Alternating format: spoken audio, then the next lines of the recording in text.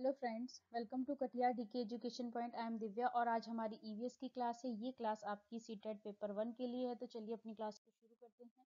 पहला क्वेश्चन है, निम्नलिखित में से कौन प्राथमिक स्तर पर पर्यावरण अध्ययन की बाल केंद्रित प्रवृत्ति को इंगित करता है? पहला ऑप्शन है स्कूल में विद्यार्थियों के जीवन को स्कूल के बाहर उनके जीवन से जोड़ना। ये बात बिल्कुल ठीक है। दूसरा, रटने को हतोत्साहित करना। ये भी बात बिल्कुल ठीक है कि रटने को हतोत्साहित करना चाहिए। तीसरा क्या है, सीखने के लिए किताबी शिक्षा से प्रस्थान करना। ये बात भी ठीक है कि मतलब सीखने के लिए केवल किताबों तक ही सीमित नहीं रहना है, उससे भी आगे बढ़ना है। ये बात भी बिल्कुल ठीक है। डी ऑप्शन क्या है, स्कूल घर और समुदाय के बीच स्पष्ट सीमाएं। तो नहीं, सीमाएं तो नहीं होनी चाहिए ना।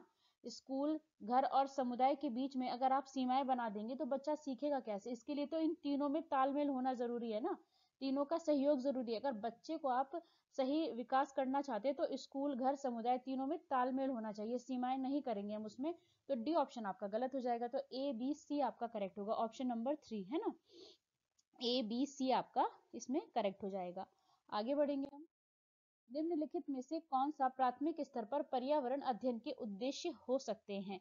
अब प्राथमिक स्तर पर पर्यावरण अध्ययन के उद्देश्य कौन कौन से हो सकते हैं? पहला, विद्यार्थियों को अपने स्वयं के सीखने पर चिंतन करने के लिए प्रोत्साहित करना। ये बात तो ठीक है। दूसरा, नए ज्ञान को उत्पन्न करने के लिए स्थान समय और स्वतंत्रता देकर विद्यार्थियों को आकर्षित करना। ये बात भी बिल्कुल ठीक है। तीसरा क्या है, विद्यार्थियों को सीखने में प्रतिभागियों के रूप में व्यवहार करना, ज्ञान के एक निश्चित निकाय के प्राप्तकर्ता के रूप में नहीं। ये बात भी बिल्कुल आपकी ठीक है।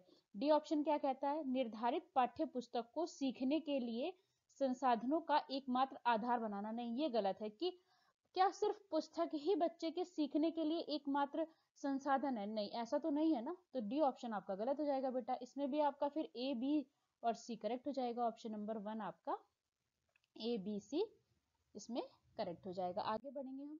प्राथमिक स्तर पर पर्यावरण अध्ययन के संबंध में कौन सा कथन सत्य है? अब आपको सत्य कथन बताना है। पहला ऑप्शन क्या है, कक्षा 3 से 5 तक पर्यावरण अध्ययन यानी कि ईवीएस एक विषय के रूप में विज्ञान, सामाजिक विज्ञान और पर्यावरण शिक्षा की अवधारणाओं और मुद्दों को एकीकृत करता है। ये बात तो बिल्कुल ठीक है ना। दूसरा ऑप्शन क्या है, यह विषय कक्षा 1 और 2 में है। आप मुझे बताइए बेटा, क्या सिर्फ ईवीएस कक्षा 1 और 2 में है? नहीं, ईवीएस की जो बुक है वो कहाँ से शुरू होती है? कक्षा 3 से 5 तक आपको ईवीएस की एक बुक मिलती है। लेकिन जो कक्षा 1 और 2 है वहां पर आप ईवीएस कैसे सीखते हैं? भाषा और गणित के माध्यम से सीखते हैं। पर इसमें इसने क्या बोल दिया कि यह विषय कक्षा 1 और 2 में है। तो ऐसा तो नहीं है ना, यह विषय कक्षा 1 और 2 में ही है क्या? नहीं। अगर यहाँ पर ये ऐसे बोलता कि यह विषय कक्षा 1 और 2 में जो है भाषा और गणित के माध्यम से सिखाया जाता है, तो ये तो बात बिल्कुल ठीक थी। लेकिन इसने तो यही कह दिया कि ये कक्षा 1 और 2 में ही है, तो यहाँ इस वजह से ये गलत हो गया। पहला ऑप्शन ये आपका करेक्ट हो जाएगा, आंसर नंबर 1 हो जाएगा इसका। तीसरा ऑप्शन क्या है, ईवीएस पाठ्य पुस्तकों में प्रयुक्त भाषा औपचारिक है। नहीं, ये भी गलत है। यह एकल विषय दृष्टिकोण पर आधारित है। ये भी गलत हो गया। तो ऑप्शन नंबर 1 आपका इसमें करेक्ट हो जाएगा। आगे बढ़ेंगे हम। ईवीएस की कक्षा में निम्नलिखित में से किसी एक को कम किया जाना चाहिए। अब आपको वो बताना है कि जिसको कम करना चाहिए। पहला क्या है, स्वतंत्र वाद विवाद, ये तो होना चाहिए ईवीएस की क्लास में, है ना। चित्र पठन ये भी होना चाहिए, कथा ये भी होना चाहिए, लेकिन विवरण विवरण को कम करना चाहिए। तो ऑप्शन नंबर 4 आपका करेक्ट हो जाना चाहिए इसमें, कि आपको किसको कम करना है, किसको कम किया जाना चाहिए, विवरण को। तो ऑप्शन नंबर 4 आपका इसमें करेक्ट हो जाएगा। आगे बढ़ेंगे हम। प्राथमिक स्तर पर ईवीएस सीखने के लिए वास्तविक चुनौती है। पहला, परिभाषा और जानकारी। दूसरा, रटकर सीखना, अवधारणाओं का विवरण करना, या फिर 4 ऑप्शन है आपका, विद्यार्थियों के लिए खुद को व्यक्त करने के अवसर। तो बेटा ऑप्शन नंबर 4 आपका करेक्ट हो जाएगा, कि विद्यार्थियों के लिए खुद को व्यक्त करने के अवसर। ये तीनों तो देखो निगेटिव है बेटा, ये भी गलत है, ये भी गलत है, ये भी गलत है। तो ऑप्शन नंबर 4 आपका इसमें करेक्ट हो जाएगा। आगे बढ़ेंगे हम। प्राथमिक स्तर पर ईवीएस के पाठ्यक्रम में निम्नलिखित में से किस थीम में उप थीम शामिल है? अब वो कौन सी थीम है बेटा जिसमें उप थीम शामिल है? अच्छा, आप ये देख रहे हैं, परिवार और मित्र ये क्या है? थीम है। जल ये क्या है? थीम है। भोजन ये क्या है? थीम। लेकिन यहाँ पर एक आपको सब थीम भी दे रखी है, कार्य और खेल, है ना। तो इसलिए क्वेश्चन को ध्यान से समझो आप। इसने क्या कहा है कि कौन सी ऐसी थीम है जिसमें उप थीम शामिल है। अगर आप इस क्वेश्चन को ध्यान से नहीं पढ़ोगे तो आप ये सोचोगे कि इसमें ये पूछा गया है कि उप थीम कौन सी है और आप इसे कार्य और खेल लगा दोगे, है ना। लेकिन इसने क्या कहा कि कौन सी ऐसी थीम है जिसमें उप थीम शामिल है। तो फिर बेटा ऑप्शन नंबर 1 आपका करेक्ट हो जाएगा, परिवार और मित्र। जो परिवार और मित्र आपका जो थीम है, इसके अंदर क्या है, 4 उप थीम है ना। तो ऑप्शन नंबर 1 आपका परिवार और दोस्त ये करेक्ट हो जाएगा। आगे बढ़ेंगे हम।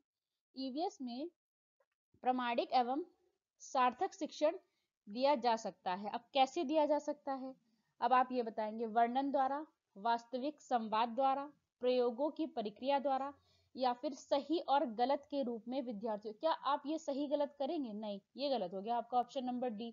तो ए, बी और सी आपका इसमें करेक्ट है। तो इसमें फिर आपका ऑप्शन नंबर 4 करेक्ट हो जाएगा, ए, बी और सी। आगे बढ़ेंगे हम। यात्रा थीम के मुद्दे केवल विद्यार्थियों के लिए सार्थक हो जाते हैं यदि मुद्दों के आसपास बहस आयोजित की जाती है, विद्यार्थियों को श्रव्य दृश्य दिखाकर, यदि शिक्षक द्वारा प्रदर्शनों को दिखाया जाता है, थीम आधारित वर्कशीट विद्यार्थियों को देकर। तो बेटा ये जो थीम है यात्रा, इससे संबंधित मुद्दे जो है बच्चों के लिए कब सार्थक होंगे, जब मुद्दों के आसपास बहस आयोजित की जाती है। तो ऑप्शन नंबर 1 आपका इसमें बिल्कुल करेक्ट हो जाएगा। आगे बढ़ेंगे। ईवीएस पाठ्य पुस्तक के अलावा ईवीएस सीखने के लिए निम्नलिखित में से कौन सा एक संसाधन हो सकता है। अब पाठ्य पुस्तक के अलावा, है ना, बुक तो है ही पर उससे अलावा और कौन जो है वो संसाधन हो सकता है। पहला क्या है, क्षेत्र भ्रमण, यही करेक्ट हो जाएगा आपका। फील्ड ट्रिप हमेशा आपका ठीक होता है ना। रेडियो, विकिपीडिया, विश्वकोश, ये सब गलत हो जाएगा। ऑप्शन नंबर 1 क्या, फील्ड ट्रिप, आप बच्चे को भ्रमण पर ले जाएं, है ना। अगर आपको बच्चे को कोई भी चीज सिखानी है तो उससे संबंधित स्थान पर ले जाएं आप बच्चे को, तो वो क्या होगा, बहुत बेहतर तरीके से सीखेगा। तो ऑप्शन नंबर 1 आपका यहाँ पे करेक्ट हो जाएगा। क्वेश्चन नंबर 10 है आपका, जल थीम से संबंधित सामाजिक सांस्कृतिक मुद्दों को प्रभावी ढंग से सीखा जा सकता है। कैसे सीखा जा सकता है, पहला ऑप्शन है भूमिका निर्वाह द्वारा, ठीक है। दूसरा, विद्यार्थियों के बीच वास्तविक संवाद करा के, ये भी ठीक है। क्षेत्र भ्रमण द्वारा, ये भी ठीक है। ए, बी, सी तीनों ठीक है। प्रदर्शन और गृह कार्य, ये तो गलत हो गया बेटा, प्रदर्शन और गृह कार्य तो गलत हो गया, है ना। तो ए, बी, सी, ऑप्शन नंबर 1 ए, बी, सी आपका इसमें करेक्ट हो जाता है। आगे बढ़ेंगे हम। ईवीएस पाठ्य पुस्तकों में शामिल है। ईवीएस सीखने के लिए वास्तविक कहानियां, कथाएं और वास्तविक घटनाएं हैं, क्योंकि वे सूचना और सीखने का एक समृद्ध स्रोत हैं, ये बात ठीक है। वे विद्यार्थियों, शिक्षकों और समुदायों को प्रेरित करते हैं, ये बात भी बिल्कुल ठीक है। वे हमें उन अनुभवों को फिर से देखने का अवसर प्रदान करते हैं जिससे हम परिचित हैं, ये भी ठीक है आपका। ऑप्शन नंबर डी क्या है, वे शिक्षकों के लिए ईवीएस के शिक्षण शास्त्र को आसान बनाते हैं। ऐसा तो नहीं है बेटा, ये आसान और कठिन जैसी तो कोई बात ही नहीं है, तो ये तो गलत हो गया। फिर इसमें भी आपका ए, बी और सी करेक्ट हो जाएगा। अब देखो कहाँ पे, ऑप्शन नंबर 4 ए, बी और सी, ये आपका करेक्ट हो जाएगा। आगे बढ़ेंगे हम। ईवीएस के सीखने को मजबूत करने के लिए आकलन का ध्यान केंद्रित होना चाहिए, है ना। सीखने के लिए, सीखने पर, सीखने के रूप में, सीखने पर, अनौपचारिक सीखने पर। तो बताओ बेटा इसमें से कौन सा ऑप्शन करेक्ट होगा। ऑप्शन नंबर 1 सीखने के लिए, ऑप्शन नंबर 1 आपका इसमें करेक्ट हो जाएगा। आगे बढ़ेंगे हम। राजा एक ईवीएस शिक्षक एक आकलन उपकरण का उपयोग करता है जो विद्यार्थियों के काम के लिखित से मौखिक से दृश्य तक के सभी घटकों में उपलब्धि मानदंड को स्पष्ट रूप से इंगित करता है। शिक्षक उपयोग कर रहा है, पहला रूब्रिक्स का, दूसरा चेकलिस्ट का, या फिर उपाख्यानात्मक रिकॉर्ड का, या अवलोकन पत्र का। तो इसमें रूब्रिक्स का उपयोग कर रहा है, ऑप्शन नंबर 1 आपका इसमें करेक्ट हो जाएगा, रूब्रिक्स, है ना। आगे बढ़ेंगे हम। ईवीएस में आत्म आकलन, सीखने के लिए आकलन है, सीखने के बारे में सीखना है, उपलब्धियों और सीखने के परिणाम के निर्णय के बारे में सीखना है, या फिर सीखने का आकलन है।